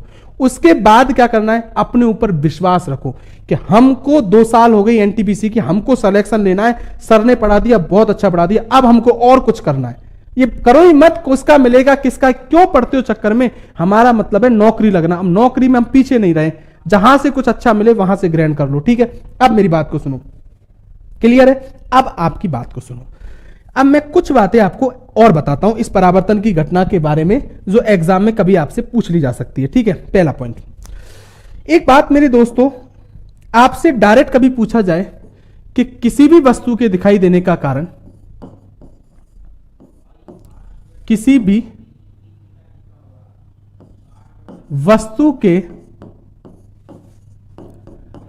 दिखाई देने का कारण, एक क्वेश्चन आ जाता है एग्जाम में, दिखाई देने का कारण, मैं लिख देता हूं पूरा, कारण परावर्तन की घटना होती है। क्या सही बात है? मैंने पूरा आंसर लिख दिया आपसे ना। तो कभी भी पूछा जाए दोस्तों कि किसी भी वस्तु के दिखाई देने का कारण कौन सी घटना होती है, तो क्या बोलोगे आप? परावर्तन, ठीक है। देखो मुझे ये हाथ दिख रहा है, मेरी बात को सुनो, ये हाथ है, तो मुझे दिखने का कारण एक था भाई, मेरी आंख से किरण किस पर गई? हाथ पर, हाथ पर टकराकर मेरे पास दोबारा लौट के आई, इस कारण से मुझे हाथ दिखा। अगर ये किरण सीधी निकल जाती तो मुझे हाथ दिखता क्या? नहीं दिखता, ठीक है। आपको कोई चीज दिखती जब है जब उससे टकराकर किरण आपको, अगर मुझसे पूछा जाए तो प्रेजेंट में आपको कभी कोई चीज दिखती नहीं है, वर्तमान में आपको तो भविष्य में चीज दिखने लग जाती है अगर मुझसे पूछा जाए तो। नॉर्मली अगर मैं बात करूं, ये बात हमेशा याद रखो, चाहे वो क्षणिक अंतर हो, लेकिन है तो है, वस्तु तो आपको तब दिख रही है जब उससे टकराकर किरण आप पर वापस आ रही है। तो कभी भी पूछा जाए कि किसी भी वस्तु के दिखाई देने का कारण कौन सी घटना है, ऑप्शन में परावर्तन, अपवर्तन, व्यतिकरण, तपन पूछ ले तो आप याद रखना कौन सी है? परावर्तन, ठीक है। अब मैं एग्जाम की बात सुनो, अब मास्टर पॉइंट बता रहा हूं एक। अब मैं कुछ नई बात एक बताता हूं, एक पॉइंट नया आता है इसके अंदर कि अब हुआ क्या है वो सुनो। एग्जाम में आपतन कोण बराबर परावर्तन कोण है, ये बहुत पूछ लिया है क्वेश्चन, ठीक है। एग्जाम में जैसे मैंने आपको ये बहुत सी चीजें बताई हैं, ये बहुत बार पूछ ली चुकी हैं। जैसे इस साल एग्जाम में एलडीसी में ये सवाल आने लगे आपतन कोण परावर्तन कोण वाले, जब लोग परावर्तन कोण वाले अब आपको सवाल पढ़ाने लग गए, उसी हिसाब से मैं अब एक नया क्वेश्चन बताता हूं जो रेलवे में आ सकता है और इस साल के लिए आपको याद रखना, और आएगा ना तो फिर वो 99% लोग गलत करके आएंगे। बात को सुनो, मैं ये कह रहा हूं, एक सवाल लिख रहा हूं आपके पास, ठीक है, और आंसर मुझे आप दोगे, ठीक है, कि जब कोई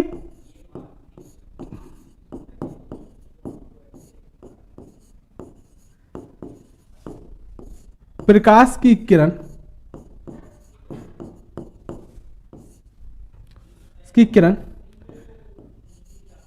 40 डिग्री का कोण बनाती है,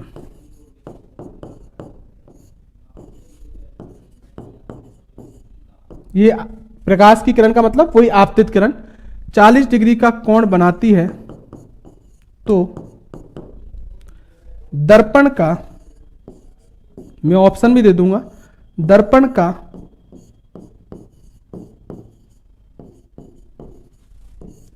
विचलन कोण, डेविएशन एंगल बोलते हैं इसको, विचलन कोण ज्ञात करो।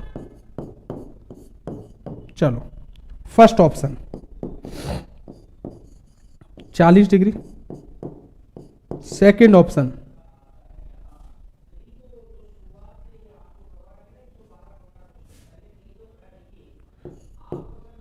50 डिग्री, थर्ड ऑप्शन 100 डिग्री और फोर्थ ऑप्शन 120 डिग्री। चलो सवाल दे दिया है मैंने, आप मुझे आंसर दीजिए, कमेंट कीजिए। कोई नया सवाल एग्जाम में आ गया, आप वो स्टूडेंट हो, आप मानो या नहीं मानो, ठीक है, आप हर स्टूडेंट एक एक बार एग्जाम की तैयारी कर चुका है, एक एक बार नहीं, दो दो तीन तीन बार कर चुके हो, दो दो तीन तीन टीचरों से पढ़ चुके हो, और सब कुछ पढ़ने के बाद अब तुम लास्ट एंड फाइनल, तुम तो एग्जाम तुम्हारी दृष्टि से तो अब तक हो ही गई होती है एग्जाम, ठीक है, ये तो आपका ऑप्शन है कि आप लास्ट एंड फाइनल आपके एग्जाम नहीं हो, और मैं आपको नए स्टूडेंटों को पढ़ाने के लिए एक तरह से आगे आ गया। अब मुझे आप आंसर दीजिए कि तुम्हारी तैयारी कितना है। एग्जाम में क्वेश्चन आ गया, मुझे आंसर दीजिए क्या आएगा, जल्दी से दो।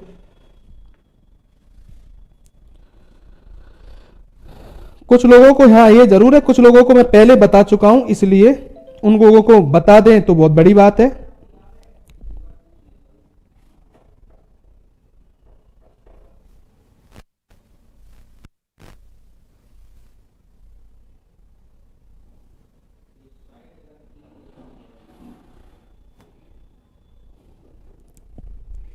कमेंट करो करो जल्दी। 50 100 50 100 दो जगह अटके हुए अभी आप। खेमराज सैनी भी 100 पे है, कमलेश है 100 पे, राकेश चहल, विजेंद्र यादव 100, कमलेश बैरवा 100, निर्मा मीना 50, कमलेश बैरवा 100। एक ऐसा मत करो दोस्त, है ना, एक बार लिखने के बाद बार बार कमेंट मत करो, अपन को पढ़ना है दोस्तों, अपन को किसी को दिखाना थोड़ी है कि हम ज्यादा, एक बार कमेंट करने के बाद मत किया। सर मैं आपसे दूसरी बार पढ़ रहा हूं, बिल्कुल राहुल कुमार 100, ठीक है, मैं समझ में आ गया। मुझे ये भी पता है 100 जो आंसर दे रहे हैं वो निश्चित 100% मेरे पास एक ना एक भी पढ़े होंगे और मैंने इसके बारे में दे दी। और जिनको नहीं पता है वो सुनो, जिनको नहीं पता है उनके लिए मैं पहली बात तो एक बात कहूंगा। पहला क्वेश्चन दोस्तों, एक तो ये ध्यान रखना ये एग्जाम है, और एग्जाम में एक बात हमेशा याद रख लो, सबसे पहला काम ये करना है कि आपको गलती से बचना है, ठीक है, तुक्का नहीं लगाना है।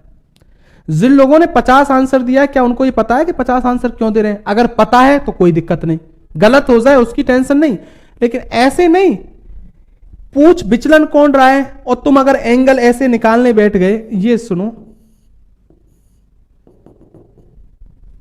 अब आ जाओ। हाँ, उसने क्या पूछा है? विचलन कोण। मुझे ये पता है कि 99% लोगों को, जिनको मैंने पढ़ाया नहीं, उनको ये पता ही नहीं होगा कि विचलन कोण या डेविएशन एंगल होता ही क्या है। जब ये होता ही नहीं है तो फिर आंसर कैसे दोगे आप कि पता ही नहीं है? क्या तुक्का लगा रहे हो? तो तुक्का नहीं लगेगा दोस्तों, तुक्के में माइनस मार्किंग होगी, और माइनस मार्किंग में सब करा धराया नाश हो जाएगा। अरे फिजिक्स के 10 क्वेश्चन आए, 5 कर लेना तो 5 तो सही हो जाए, पर ऐसा नहीं कि 5 तो किए नहीं और जो किए थे वो भी गलत हो गए और जो तुमने किया ना उनमें से भी गड़बड़ हो गया, और ये सिलेक्शन रोकेगा। ये तुम जो विद्वान हो रहे हो ना, अभी भी तुम ये अधूरी फिजिक्स पढ़ पढ़ के जो काम कर रहे हो, पढ़ो मगर क्लियर रूप से पढ़ो, कम पढ़ लो मगर जो पढ़ा है ना वो स्थायी होना चाहिए। उसके लिए हमेशा ये ध्यान रखो, अपने दिमाग से एज्यूम मत करो कि ये विचलन कोण के बारे में पता नहीं और हम आंसर देने बैठे। देखो सुनो, इसने क्या किया कि जब कोई प्रकाश की किरण 40 डिग्री का कोण बनाती है, यह आपतित किरण, ये आपको 40 डिग्री दे रखा है। क्या हो गया ये?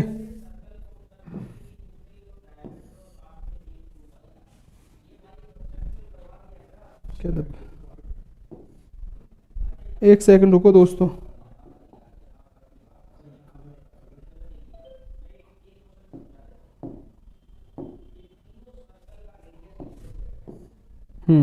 चलो। हाँ दोस्तों, मैं ये कह रहा था आपसे कि ये कोई प्रकाश की किरण है ना, देखो सुनो, मैंने कहा कि 40 डिग्री का कोण, ये वाला कोण ये दे रखा है आपको 40 डिग्री का, ठीक है, लेकिन उसने विचलन कोण पूछा है। विचलन कोण क्या होता है तो मैं आपको बताता हूं कि जो विचलन कोण होता है ना, इसका एक फॉर्मूला होता है। कभी भी आपको दर्पण का विचलन कोण निकालना हो तो इसका फॉर्मूला होता है 180 माइनस 2i। क्लियर?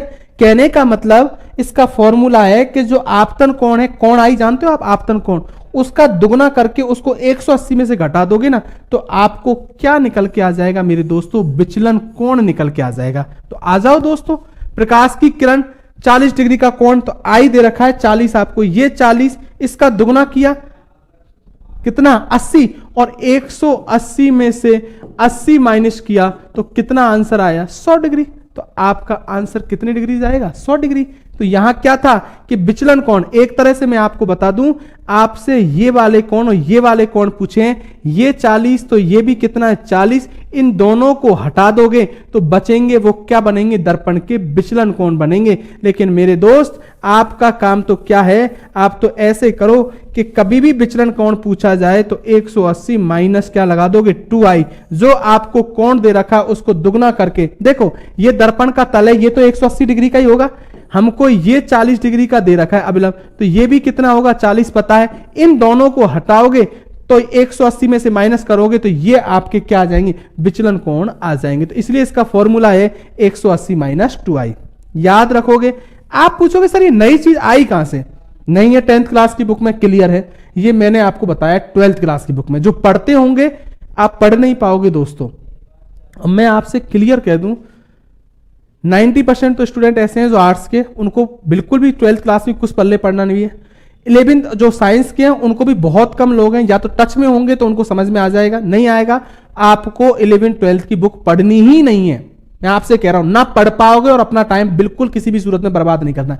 जो चीजें आएंगी मैं अपने आप, ये एक छोटा क्वेश्चन था दोस्तों, एक ऐसा क्वेश्चन था चाहे 11th क्लास की बुक में है लेकिन एग्जाम में पूछा जा सकता है आपसे, कौन सा कोण? विचलन। अब देखो मैंने कहा नई चीज सिलेबस में चेंज किया है, साइंस को बढ़ाया है रेलवे के अंदर। जब बढ़ाया है तो जब मैथ में अच्छी चीजें पूछ सकता है तो क्या साइंस में नहीं पूछ सकता है क्या? हर साल हर चीज का स्टैंडर्ड बढ़ता है, तो आपको बढ़ा दिया जाए तो एक नया क्वेश्चन, क्योंकि ये कोई बड़ा क्वेश्चन नहीं है, बस एक इतना सा क्वेश्चन है कि जिसने सुना होगा कानों से वो आंसर देगा और जिसने सुना ही नहीं होगा वो इसका आंसर नहीं दे पाएगा। क्लियर है क्या? तो ये मैंने आपको कौन सा कोण बता दिया? विचलन कोण, और जो आपको क्लियर रूप से पता होना चाहिए। ठीक है, अब आ जाओ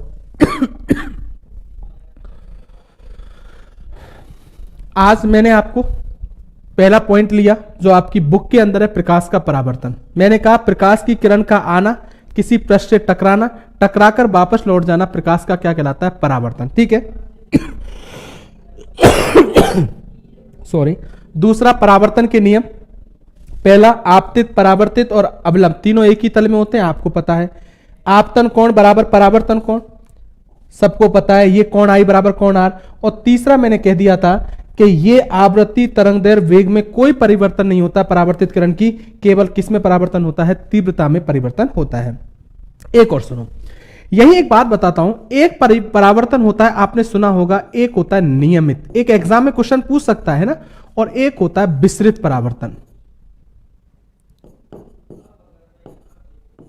ठीक है, रेगुलर होता है, ठीक है, रिफ्रैक्टिव मतलब विसरित परावर्तन। क्या अंतर है? नियमित परावर्तन का मतलब होता है इस नियमित परावर्तन के अंदर जो पृष्ठ लिया जाता है वो चिकना होता है, जबकि विसरित परावर्तन का मतलब होता है इसके अंदर पृष्ठ लिया जाता है वो खुरदरा होता है। अब मैं एक बात को क्लियर कर रहा हूं, वो सुनना।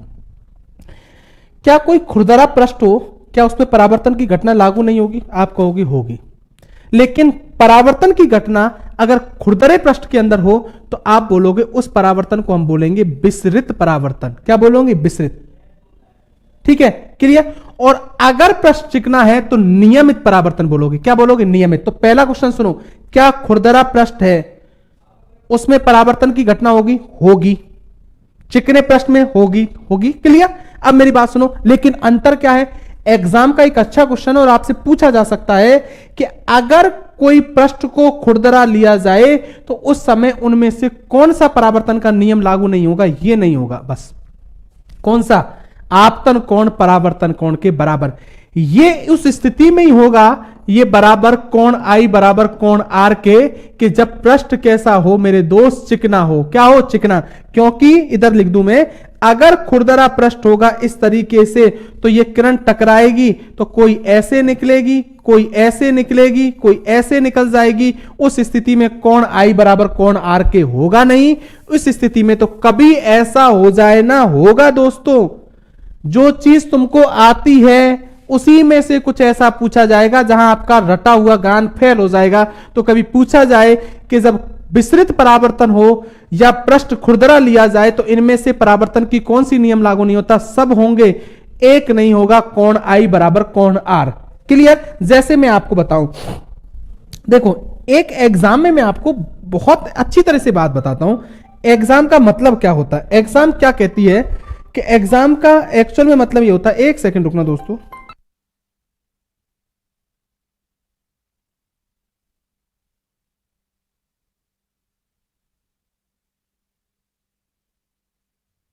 दोस्तों एग्जाम एक बात कहती है, हमेशा याद रखो कि जो तुमको आता है ना उसी में से आप बहुत गलतियां कर सकते हो। या आप गलती से कभी ये मत सोचना कि हमको बहुत कुछ आता है, हमने सब कुछ रट लिया। नहीं दोस्तों, ये फिजिक्स है। जो तुमको आ रहा है वो कितना समझ के आ रहा है वो इंपॉर्टेंट। जैसे क्वेश्चन पूछ लिया जाए कि प्रकीर्णन की घटना में, कौन सी घटना, मैंने क्वेश्चन डाल दिया आपको। अरे देखो भाई कि प्रकीर्णन सुना होगा, स्क्रैटिंग। प्रकीर्णन की घटना में, प्रकीर्णन क्या होता है? ये कोई धूल के कण वगैरह होते हैं, आपको ध्यान हो, मैं आपको पढ़ाऊंगा प्रकीर्णन जब बताऊंगा कि जब धूल के कण वगैरह वायुमंडल में धूल के कण, कार्बन के कण वगैरह हैं, उन पर जब प्रकाश टकराता है तो वो प्रकाश क्या हो जाता है? फैल जाता है। उस घटना को प्रकीर्णन कहते हैं। अब मेरी बात को सुनो। उसने कहा कि प्रकीर्णन की घटना में होता है, पहला नियमित परावर्तन, ऑप्शन में ये भी दे दिया और ऑप्शन में दे दिया विस्तृत परावर्तन। तुम तो प्रकीर्णन भी पढ़ लिया था, घटना भी पढ़ ली थी, सब कुछ पढ़ लिया और क्वेश्चन आ गया प्रकीर्णन की घटना में होता है। अब आंसर दो मुझे, कौन सा परावर्तन होता है? जल्दी बोल दो। एक आएगा या सेकंड, फर्स्ट या सेकंड, मुझे ऐसे ही लिख के दे देना। जल्दी आंसर दो। प्रकीर्णन में होता है,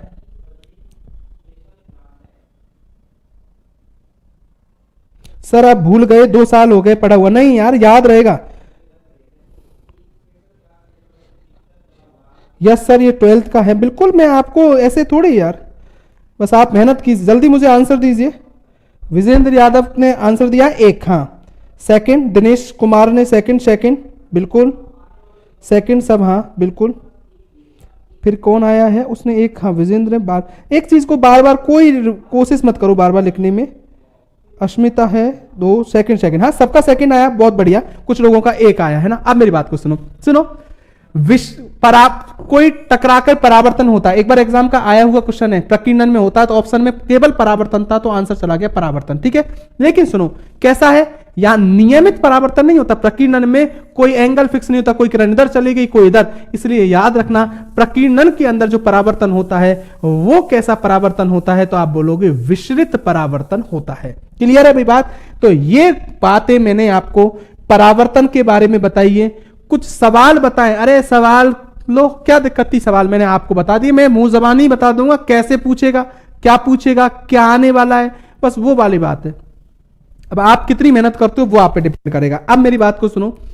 इस परावर्तन की घटना को की बात करूं तो इसी के अंदर एक टॉपिक आएगा, टॉपिक वाइज चलेंगे, ऐसे नहीं कहीं से क्या उठा लिया। देखो सुनो, अब उसका नाम क्या रहेगा? दर्पण।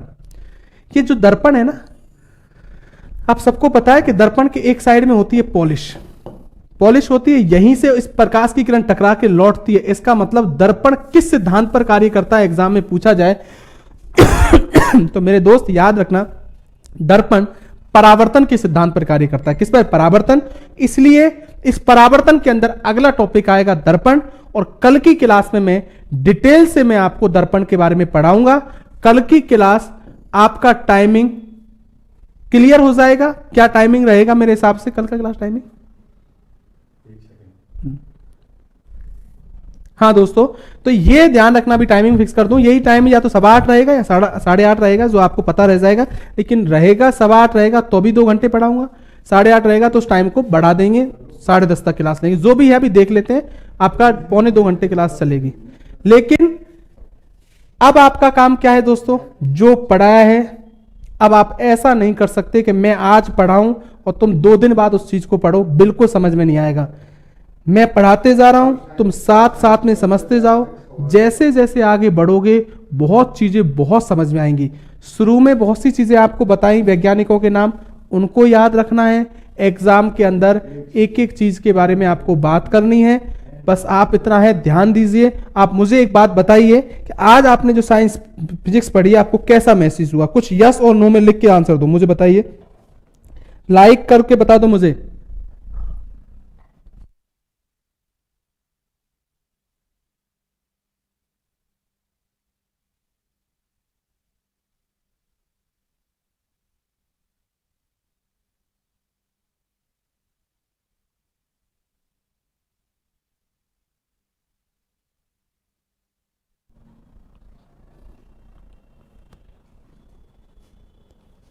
यस यस यस, नाइस, बहुत धन्यवाद। देखो इससे आपको पूछने से कुछ नहीं होता है, बस थोड़ा सा अच्छा लगता है कि आपको समझ में आए। मुझे ये है जब ऑफलाइन होते हैं तो आपकी निगाह मेरे पास होती है, मेरी निगाह, अभी आपकी निगाह तो है मेरे पास में, मेरी आपके पास वो नहीं, तो पता नहीं चल पाता कितना आपको मेरी बात समझ में आई या कितना चीजें। तो इसलिए थोड़ा सा ध्यान कि हाँ आज आपको मेरी बात समझ में आई।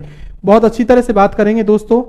कल से वही आपकी जो 1.25 घंटे क्लास चल जाएगी। मेरी क्लास कल से वही टाइमिंग रहेगा, 8:15 का है ना, हाँ 8:15 का टाइमिंग ही रहेगा, 8:15 का, ठीक है।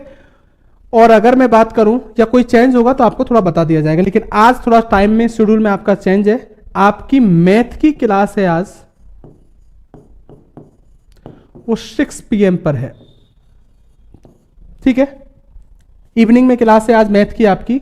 और रीजनिंग का जो टाइम है वो आपका वही टाइम है जो आप रेगुलर क्लास 12:30 पर है ना। अब ये मत करना सर क्या हो रहा है, क्या वो कुछ कारण से हो रहा होगा, लेकिन क्लास तो लग रही है ना आज आपकी, ये ध्यान रखिए। सर भी लेट हो गए होंगे या कोई कारण से ऐसा हो रहा है, तो मैथ की आपकी 6 बजे क्लास है और रीजनिंग की जो टाइम लगती है वो, और आपका कल से फिर टाइमिंग वही सेट कर दिया जाएगा, या सर आपको बात कर लेंगे, जैसा भी होगा वो आपको प्रोवाइड बता देंगे, ठीक है ना। तो कल मैं डिटेल से, आज मैं इसलिए भी नहीं बताया, फर्स्ट दिन है फिजिक्स का, तो आप भी एडजस्ट हो जाइए, तो ध्यान रहेगा। तो कल आपसे मिलते हैं दोस्तों, साथ साथ में पढ़ते रहिए। यहां जब मैं 2 घंटे पढ़ाऊंगा तो आपके लिए बहुत मैटर हो जाएगा फिजिक्स में, क्योंकि समझना ज्यादा होगा, इसलिए आप डिटेल से इसके बारे में बात करेंगे अपन कल से। धन्यवाद दोस्तों, ठीक है।